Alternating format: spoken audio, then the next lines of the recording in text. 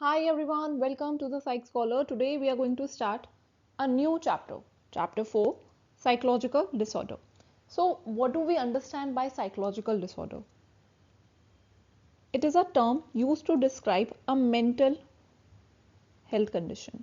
It is a term used to describe a mental health condition that affects a person's thinking, feeling and behaviour. ये एक ऐसी condition है जिससे एक individual की थिंकिंग पे कुछ इम्पैक्ट पड़ता है, वो कैसा फील कर रहा है उस चीज़ पे इम्पैक्ट पड़ता है और उसके बिहेवियर पे इम्पैक्ट पड़ता है. सो इन दिस चैप्टर हम डिस्कस करेंगे कौन कौन से डिफरेंट टाइप के साइकोलॉजिकल डिसऑर्डर्स हैं. And in today's video lecture we will be talking about what is normal and what is abnormal. What is abnormality? Abnormality का क्या मतलब है? Anything which is not normal is considered as abnormal. कोई भी ऐसी चीज़ जो normal नहीं है उसको हम एबनॉर्मल कंसिडर करते हैं. Away from the normal, normal से दूर होना. It implies deviation from clearly defined norms and standard. It simply means that you are deviating from the norms and standard. मतलब जो भी आपके कल्चर में जो भी रूल्स हैं आप उससे डेविएट कर रहे हो तो उस चीज़ को हम एबनॉर्मल कंसिडर करेंगे. कोई भी ऐसी चीज़ जो नॉर्मैलिटी से दूर है उसको हम एबनॉर्मल बोलेंगे. Now there are 4 Ds of abnormality. Abnormality को समझने के लिए हमारे पास 4 Ds हैं. पहला है deviance, distress, dysfunction and danger. Deviance simply means if a person's behavior is very different from social or cultural norm. अगर एक इंसान का behavior बहुत ज़्यादा different है तो उसको हम deviance बोलते हैं. For example, if a person is laughing at a funeral, अगर कोई इंसान funeral पे हंस रहा है, वहाँ पे खड़े होकर हंस रहा है तो वो एक बहुत different behavior है. Different, extreme, unusual and desire. मतलब बहुत अजीब सा बिहेवियर है ये. Then is distress.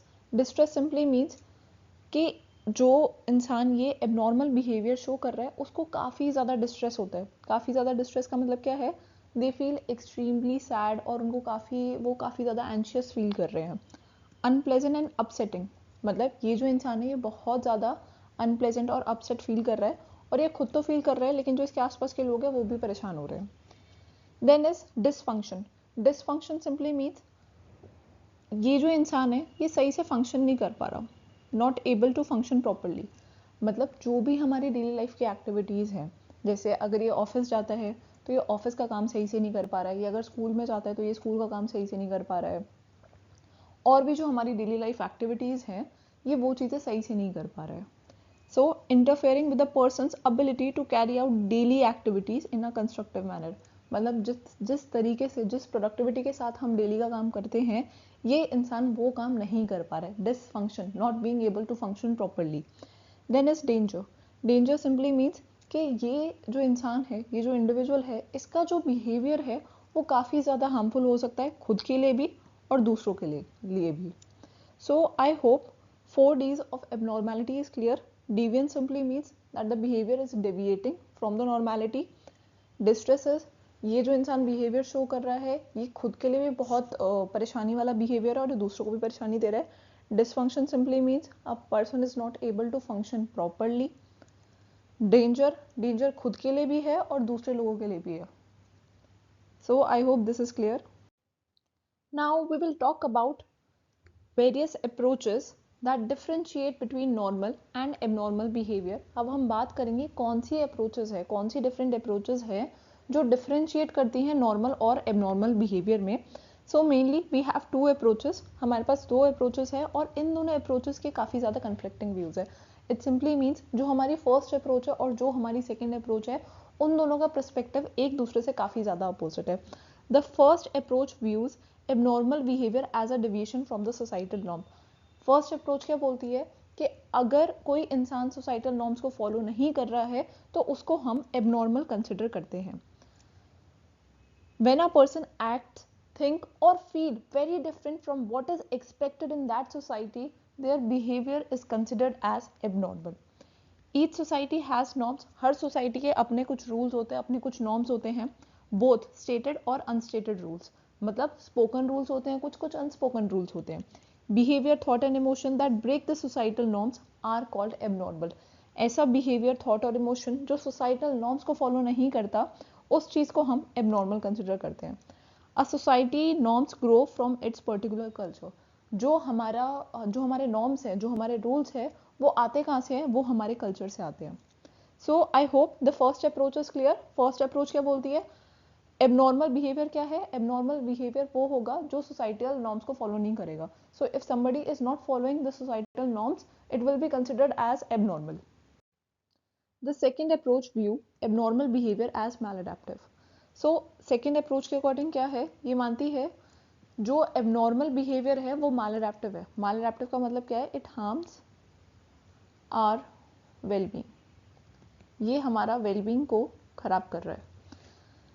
So normality, कोई चीज़ अगर नॉर्मल है तो उसको हम नॉर्मल कब बोलेंगे? When it fosters the wellbeing of the individual.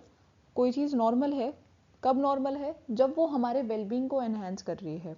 So if a person is living a healthy, happy and fulfilling life, तो वो चीज़ नॉर्मल है.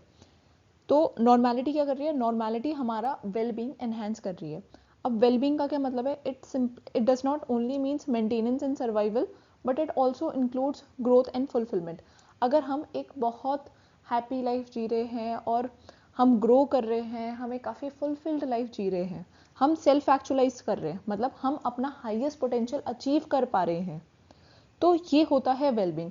और नॉर्मेलिटी क्या करती है? नॉर्मल मतलब एक नॉर्मल बिहेवियर क्या है? नॉर्मल बिहेवियर हमारे वेलबींग को एनहेंस करेगा.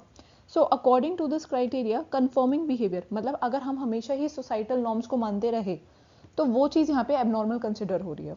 Confirming behaviour simply means if we are always agreeing with the society. अगर सोसाइटी ऐसा बोलती है चलो ये चीज़ करनी है, तो हम भी वही चीज़ करते जा रहे हैं. हम ये चीज़ नहीं देख रहे कि क्या इस चीज़ से हमको खुशी मिलेगी नहीं मिलेगी, क्या ये चीज़ हमको हमारा हाईएस्ट पोटेंशियल अचीव करने देगी नहीं देगी. तो वो चीज़ है यहाँ पे कन्फर्मिंग बिहेवियर, कि आप सोसाइटल नॉर्म्स को फॉलो कर रहे हो. Conforming behaviour is seen as abnormal if it is maladaptive. मतलब अगर ये हमारी ऑप्टिमल फंक्शनिंग और ग्रोथ में प्रॉब्लम क्रिएट कर रहा है, तो ये मैलअडैप्टिव है. For example, a student who is so afraid of failure. एक बच्चा जो है वो काफ़ी ज़्यादा डरता है फेलियर से, that they never try new things. तो वो कभी नई चीज़ें ट्राई भी नहीं कर रहा है, और जैसा बाकी बच्चे उसको बोल रहे हैं कि नहीं अब तू ऐसा कर ले, अब तू वैसा कर ले, वो उसी चीज़ को फॉलो करता जा रहा है. So this person is not growing. ये बच्चा ग्रो नहीं कर रहा है और ये अपना हाईएस्ट पोटेंशियल भी अचीव नहीं कर पा रहा है. तो ये जो बिहेवियर है इसको हम एबनॉर्मल कंसिडर करेंगे. सो फर्स्ट अप्रोच क्या बोलती है? फर्स्ट अप्रोच ये बोल रही थी कि अगर आप सोसाइटल नॉर्म्स को फॉलो कर रहे हो तो सही है, और अगर आप नहीं फॉलो कर रहे हो तो वो एबनॉर्मल है. अब सेकेंड अप्रोच क्या बोलती है? Abnormal behaviour as maladaptive. मतलब अगर कोई एबनॉर्मल बिहेवियर है, उसको हम एबनॉर्मल कब बोल रहे हैं? जब वो मैलअडैप्टिव है, मतलब वो आपको आपका हाईएस्ट पोटेंशियल अचीव नहीं करने दे रहा है. और आप अपना हाईएस्ट पोटेंशियल अचीव क्यों नहीं कर पा रहे हो? क्यों? क्योंकि आप हमेशा सोसाइटल नॉर्म्स को ही फॉलो करते रहते हो, और आप ये नहीं सोचते हो कि आपको खुद को क्या पसंद है, कौन सी ऐसी चीज़ है जो आपको आपका हाईएस्ट पोटेंशियल अचीव करने देगी. So I hope the first and the second approach is clear. Now we will talk about stigma. So होता क्या है, कभी आपने ऐसा नोटिस करा है कि आप थोड़े बीमार थे, आपको थोड़ा सर में दर्द था, तो आप डॉक्टर को कंसल्ट कर लेते हो. बट जब आप कभी ओवर थिंकिंग करते हो, या जब आप कभी काफ़ी ज़्यादा एंशियस होते हो, या आप कभी किसी चीज़ से काफ़ी ज़्यादा स्ट्रेस्ड आउट हो, do you ever consult a doctor? Majorly हम ऐसी चीज़ों के लिए डॉक्टर को कंसल्ट नहीं करते. क्यों नहीं करते? बिकॉज वहाँ पर कुछ ना कुछ स्टिग्मा है. स्टिग्मा का मतलब क्या है? नेगेटिव लेबल और judgement. So the stigma attach to the mental illness. Mental illness के साथ जो स्टिग्मा अटैच्ड है, means that the people are hesitant to consult a doctor और psychologist because they are ashamed of their problem. तो लोग क्या करते हैं कि अगर उनको कोई मेंटल प्रॉब्लम है, अगर वो किसी चीज़ से परेशान है, कोई मेंटल इलनेस है, तो वो डॉक्टर या साइकोलॉजिस्ट को कंसल्ट नहीं करते, because they are ashamed of their problem, और वो ऐसा नहीं चाहते कि बाकी लोग उनके बारे में क्या सोचेंगे.